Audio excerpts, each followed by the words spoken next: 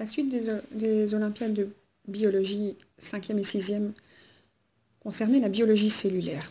Donc, ici, on a représenté une cellule avec une partie de sa membrane très invaginée pour multiplier la quantité de contacts. Donc, quand on observe cette cellule, et sa partie apicale, c'est ici, c'est la partie basale. Donc, quand on voit autant de dimensions pour une surface d'échange, c'est certainement pas qu'elle est contractile. Donc, les cellulaires contractiles vont avoir des zones foncées, des zones claires, des zones foncées, des zones claires.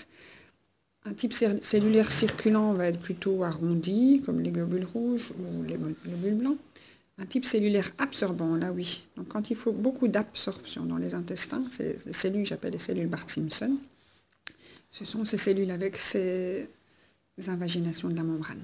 Un type cellulaire épidermique, ça va plutôt être des trucs super allongés, les fibroblastes, qui se décrochent et qui sèchent. Donc on a une surface de peau plutôt morte. Donc ça c'est épidermique. Voici pour la réponse. La suite, quand on propose de regarder si une cellule est une cellule de plante supérieure, alors des plastes on en trouve dans les plantes, dans les cellules végétales, des membranes plasmiques aussi on en trouve dans les cellules végétales. Ce qu'on ne trouve pas dans les plantes supérieures, ce sont les centrioles. C'est une des particularités des plantes supérieures. Pour le fuseau, je crois qu'elle devrait en avoir, mais voilà, je ne sais pas plus que ça. Donc, 2 questions. On passe aux questions 14. Voilà, la question 14 est assez simple, sauf qu'ils ont dessiné les phospholipides de manière un petit peu de travers. Donc les phospholipides avec une tête hydrophile et des queues hydrophobes. Donc ce qu'ils appellent polaire. Polaire, ça aime l'eau, donc c'est hydrophile, la tête. Et ce qu'ils appellent apolaire, qui n'aiment pas l'eau, hydrophobe. Donc les parties polaires vont faire des ponts hydrogènes et bien se dissoudre dans l'eau. Les parties apolaires ne vont pas pouvoir faire de ponts hydrogènes.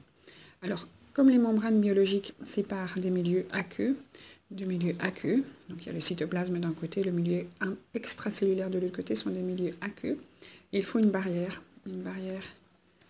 hydrophobe, une barrière lipidique. Donc les parties apolaires, hydrophobes se rejoignent pour former une double barrière, et les parties qui plongent dans l'eau doivent être polaires. Donc ça, c'est la représentation d'une membrane biologique. Donc les phospholipides, on les appelle en bicouche et tête face, enfin les pieds face aux pieds. La question 15.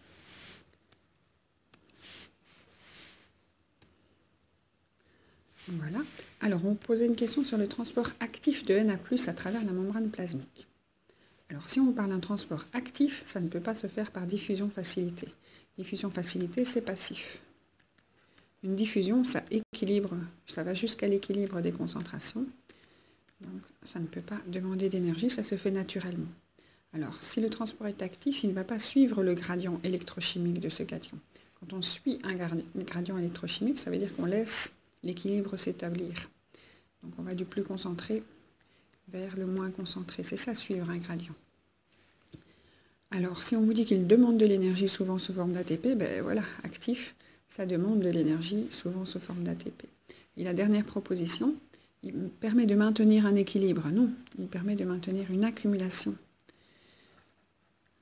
L'équilibre ne demande pas d'énergie.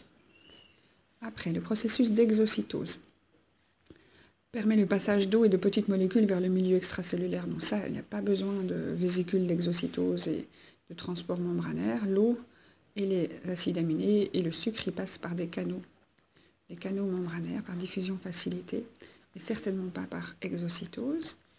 Le captage par une molécule de grosses molécules se trouvant dans le milieu extérieur, ben, si on est en exocytose, on va vers l'extérieur. Donc on ne va pas capter à partir de l'extérieur. La sécrétion de substances présentes dans la cellule, ça c'est peut-être bien ça. Donc exocytose, on va vers l'extérieur à partir de choses qui sont dans la cellule. Donc, vous avez une cellule, dans les vésicules d'exocytose, vous avez des enzymes, vous avez des hormones, et en fusionnant avec la membrane, elles déversent leur contenu. Donc c'est ça, la sécrétion de substances présentes dans la cellule. Ce qu'on vous proposait encore, c'était le transfert de molécules liposolubles. Si vous êtes liposoluble, vous passez la barrière, passe la membrane, puisque la membrane est une barrière lipidique. Si vous avez des liposolubles, ça se dissout dans la membrane, car soluble dans graisse. Donc les molécules comme le cholestérol vont passer sans vésicule d'exocytose ou d'endocytose. Ensuite, les organites cellulaires ont différents rôles. Le nucléole, c'est la synthèse des ribosomes, pas des protéines. La synthèse des protéines, c'est justement dans le ribosome. Le lysosome, oui, il effectue la digestion, c'est l'estomac de la cellule. Le ribosome, c'est la synthèse des protéines. Les microtubules, c'est la contraction musculaire, pas tout à fait. C'est plutôt les grandes molécules de myosine et d'actine particulière des muscles. Les microtubules, c'est le mouvement interne des organites dans la cellule ou des cellules, mais pas de muscles entiers. Donc la réponse était la B. On continue. Question suivante. On était arrivé à la 17, donc la 18e. Les chloroplastes et les mitochondries sont des organites cellulaires ayant des caractéristiques communes. Alors, qu'est-ce qu'ils ont de différent? Alors, ils contiennent tous deux leur ADN. Ça, c'est vrai. Ils sont le siège de la synthèse du glucose à partir de CO2 et d'eau. Ça, c'est la photosynthèse. Et les mitochondries ne font pas la photosynthèse, c'est les chloroplastes. La mitochondrie, elle fait la respiration, pas la photosynthèse. Donc ça, c'est quelque chose qu'ils ne partagent pas. Ils sont entourés de deux membranes, ça, tous les deux. Donc la mitochondrie, c'est une grande membrane et une membrane invaginée. Les plastes, c'est un autre dessin. Ils sont impliqués dans le métabolisme énergétique. Le métabolisme implique de l'anabolisme et du catabolisme. Donc oui, il va y avoir de l'anabolisme, de la photosynthèse, faire le sucre, et du métabolisme, la respiration, catabolisme, pardon. Et donc oui, ils sont tous les deux impliqués dans l'énergie, fabriquer le sucre ou bien le brûler. Et donc la bonne réponse, c'était la 2. La caractéristique qu'ils ne partagent pas, ce qu'ils ont de différent, c'est que l'un synthétise le glucose et l'autre le brûle. Question 19. Une cellule pancréatique sécrète des enzymes qui sont déversées dans l'intestin grêle et le trajet suivi par des protéines. Donc des protéines sont synthétisées dans un ribosome. Là, il n'y a pas de démarrage au ribosome. Le ribosome va aller se coller au réticulum endoplasmique rugueux. Et donc, les protéines ne démarrent pas dans le noyau. C'est l'ADN qui est transformé en ARN, et l'ARN sort, et puis dans le ribosome se fait la protéine. Donc, commencer par le noyau, ce n'est pas une bonne idée. Le réticulum lisse, il synthétise les membranes, donc pas les protéines. Et du réticulum rugueux, on va dans le Golgi et pas l'inverse. On ne va jamais du Golgi au réticulum rugueux, donc on ne peut pas aller dans ce sens-ci. Donc le seul qui reste est RER, Golgi, jusqu'à la membrane. Donc il manque les vésicules de transport et les vésicules d'exocytose, mais en tout cas c'est le bon ordre. Alors que se passe-t-il dans la mitochondrie? Le cycle de Krebs. Le cycle de Krebs, c'est quand on va d'un demi-glucose, je crois que c'est l'acide 3 carbone, je ne sais plus trop, pyruvique, je crois, et qu'on va le brûler. Donc 2 fois une molécule en C3, et on va en faire du CO2, plus de l'énergie. C'est ça le cycle de Krebs, et ça tourne. Donc chaque fois, on reprend 3 carbones pour tourner et faire 3 CO2. Et on reste avec 3 carbones à la fin. Alors, il ne peut fonctionner qu'en présence de CO2, ben non, il lui faut de l'oxygène pour récupérer les choses. La membrane interne est tapissée de nucléosomes sur la face matricielle, ça je n'en sais rien. L'ADN des mitochondries serait peut-être en forme de nucléosome comme l'ADN du noyau, mais je ne sais pas où il se trouve. L'ADN mitochondrial contient toute l'information, ça non. Il faut de l'ADN du noyau aussi. Pour faire les mitochondries, c'est un mélange qui s'est fait entre l'organite qui est rentré dans la cellule et le cycle de Krebs a lieu dans la matrice. Ça, je crois que c'est bon. Donc, le compartiment ici est un lieu où on absorbe les H+. Donc il va y avoir accumulation d'H+, et rentrée d'H+. C'est comme ça qu'on fait l'ATP. Mais donc, la bonne réponse était bien celui-ci. Et donc, toutes les enzymes de dégradation du pyruvate sont dans la matrice. Question suivante. La 21. Alors, la 21. On vous propose de savoir laquelle des molécules est une protéine. Alors, quand vous avez des molécules qui s'appellent œstrogènes, vous entendez stro comme stérol. Donc les œstrogènes, la progestérone, le testostérone, tout ça, ce sont des stérols. Les stérols, ce sont des graisses, comme le cholestérol, avec plusieurs cycles collés les uns aux autres. Donc ce n'est pas une protéine. Le collagène, oui, c'est une protéine, une très grosse protéine qui fait des filaments entre les cellules. Le glycérol, c'est une partie des triglycérides, la partie qui accroche les acides gras. Donc ça, c'est le glycérol. Le glycogène, lui, par contre, c'est un polysaccharide, comme l'amidon, mais le polysaccharide qu'il y a dans le foie humain. Donc c'est un polysaccharide. Le glycérol, c'est un alcool, un trialcool en fait. Alcool à 3 fonctions. Donc la réponse, c'était la B. La protéine, c'est le collagène. À propos des protéines, toutes les protéines ont une structure quaternaire. Non, en fait, la structure primaire, c'est les acides aminés. La structure secondaire, c'est les acides aminés qui commencent à faire des hélices alpha, à faire des feuillets plissés. Ça, c'est la primaire. Secondaire. La tertiaire, c'est justement ces hélices et ces machins qui font des boules, qui se mettent ensemble. Et la quaternaire, c'est quand vous avez 2 protéines qui s'accrochent ensemble. Donc tertiaire. Et quaternaire, c'est quand vous mettez plusieurs sous-unités. Et toutes les protéines n'ont pas ces sous-unités à chaque fois. Parfois, c'est juste un seul boule. Toutes les protéines ont des formes globulaires, non. Le collagène, c'est une longue, grosse élastique.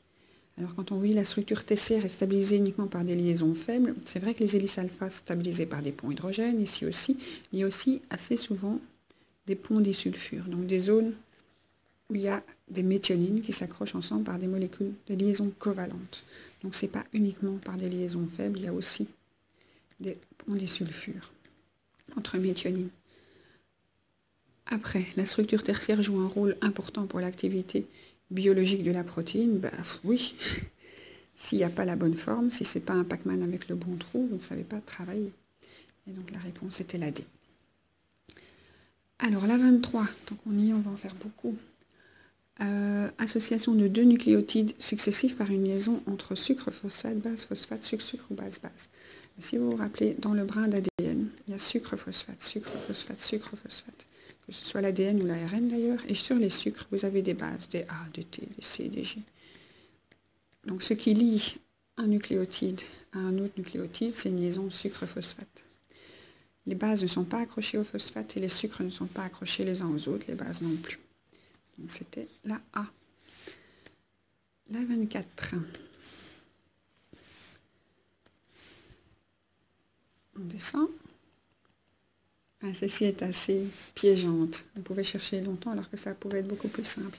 Alors les bases puriques et pyrimédiques. Donc dans l'ADN, vous avez des bases qui sont à 1 cycle et des bases qui sont à 2 cycles. Et il faut toujours qu'une base à 1 cycle soit en face d'une base à 1 cycle, sinon l'ADN ne serait pas un bol parallèle et ça ondulerait un peu comme ça.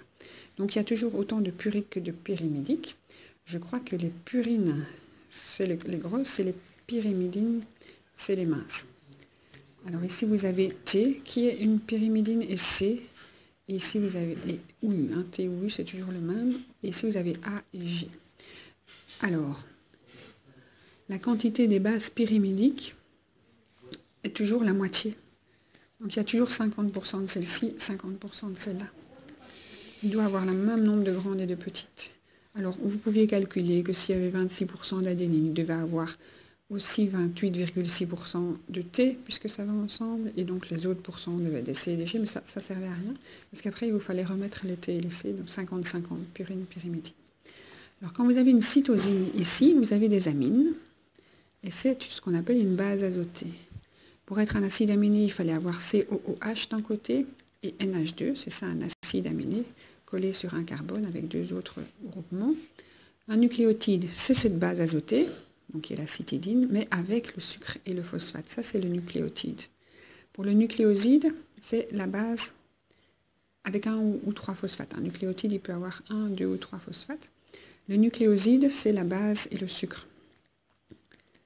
Vous entendez ose, comme dans glucose, ça c'est des sucres. Alors, un gène est un segment d'un brin d'ADN. Bah oui, hein, on prend un bout d'ADN, c'est un gène. Un segment de 2 brins d'ADN, on pourrait croire aussi. Un segment d'un brin d'ARN, bah oui aussi. Un segment d'un brin d'ADN ou d'ARN en fonction de l'organisme c'est considéré. Celle-ci est beaucoup plus grande et en fait, dans les virus. Donc quand vous avez un virus genre la grippe, le sida, vous avez un petit peu de matériel génétique dedans. Et ce matériel génétique est soit de l'ADN ou de l'ARN. Et donc les virus ont parfois des gènes sous forme d'ARN. Donc ici, c'était l'un ou l'autre, en fait. La bonne réponse était celle-là. En fait, les trois, pour moi, tout était bon. Voilà.